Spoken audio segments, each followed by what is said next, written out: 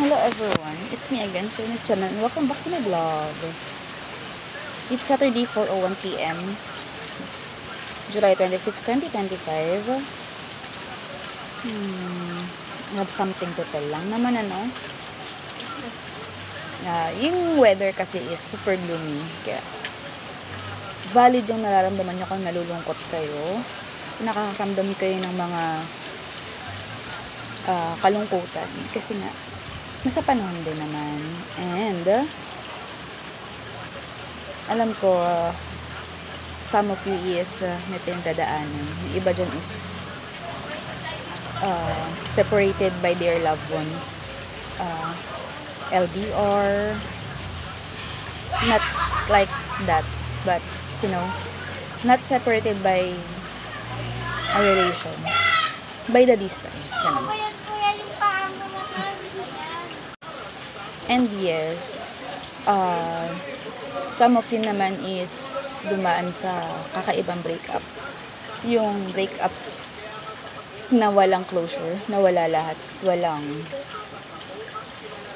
man ng usap.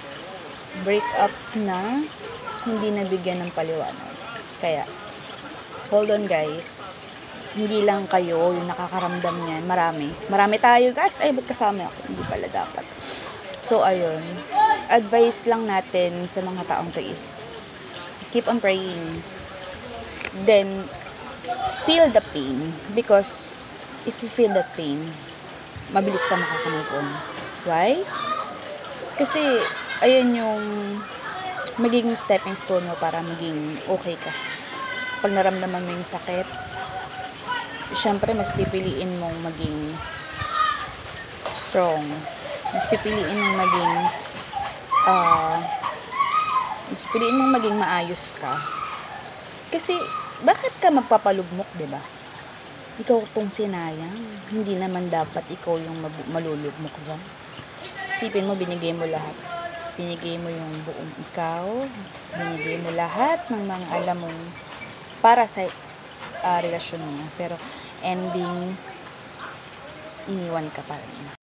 Also, alam mo yung ikaw yung nasa tabi niya when he's feeling or when her feel so down and parang feeling niya na wala na siyang kakampi, parang katapusan ng lahat, ikaw yung nando doon.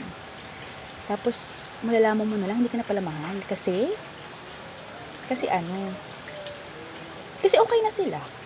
Naging okay na yung buhay nila. Kasi nga, nabigay mo yung part na kulang. Ending, ikaw yung naiwan. Naiwan ka to the point na hindi mo alam kung saan ka nagkulang. Wala man lang malinaw na dahilan kung bakit ka naging ganyan, kung bakit ka iniwan, kung bakit naging yung relasyon mo naging malabo, nawala yung spark. Lagi mo tatandaan, hindi ikaw ang nagkulang. Hindi lang sila nakontento. Ito pa, alam nila yung yung feeling ng nasaktan na sila. Tapos, they're trying to be nice, they're trying to be good to you, but in the end of the day, they are the one who hurt you. Tama. Yun eh. Ba't ba ako humuhugot? Sino ba nanakit sa akin? Walang ganun. Ay, oo.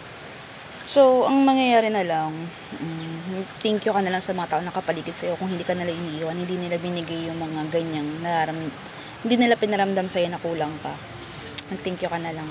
Kasi, wala naman ibang tutulong sa atin, kundi sarili lang natin, Tayo lang naman to eh. Basta,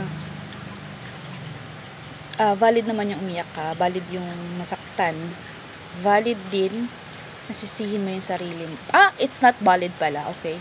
Hindi valid nasisihin mo yung sarili mo. Kasi nga, you give it all. Why? Bakit kailangan nilang maghanap ng iba? Bakit kailangan nilang iwan ka pa? Alam mo, ito pa yan. Huwag ka maniniwala sa mga promise. Hindi talaga. Wag mong itry maniwala sa mga promises because they're meant to be broken. Been there. But I'm still trying to be strong. Because I have kids. O bakit naman ako nasama? Sino naman nanakit sa akin? Bakit ganyan? Ano ba yan to? Hindi ka kasali, huy! If you have loved ones there, like you have your family, stick to them. Tell them your problem. And feeling ko naman sila yung unang iintindi sa'yo. Sila yung unang bibigay sa'yo ng comfort. And then, don't forget to pray. Because God knows everything about what happened to your life. Then God knows how hard it, and soon ibibigay niya sa'yo yung peace na hanap mo, ibibigay niya sa'yo yung mga needs mo na alam ng Diyos na makakatulong sa'yo, syempre. Tsaka mag-thank you ka rin kasi nilayo ka sa taong hindi pala makakabuti sa'yo. And be grateful ulit kasi nga ni-remove na nga ni God yung mga pabigat sa buhay mo na hindi nagtagal. Maybe some of you is nagkaroon kayo ng karelasyon na nagtagal kayo like a year, month. Then you see their true colors. Syempre mahal mo, hindi mo maiwan, 'di ba? But God knows everything. Pag alam niya hindi para sa'yo, hindi na nakakabuti sa'yo, inaalis na yan. Nasa kanila lang naman yun eh. Kumat nila nagagawa yun. Alam mo yung, yun na nga, yung ikaw na nasaktan, ginawa mo yung taong gusto mo. In the end of everything, ikaw din yung mananakit. Nakaramdam ka ng sakit, Brad. Nakaramdam ka ng sakit. Tapos ipaparamdam mo rin sa tao. Yeah, pinaparamdam mo rin sa taong nagpapahalaga sa iyo yung sakit na pinaramdam sa iyo ng taong minahal mo before. Na, you're so bad about that. Very wrong, dude.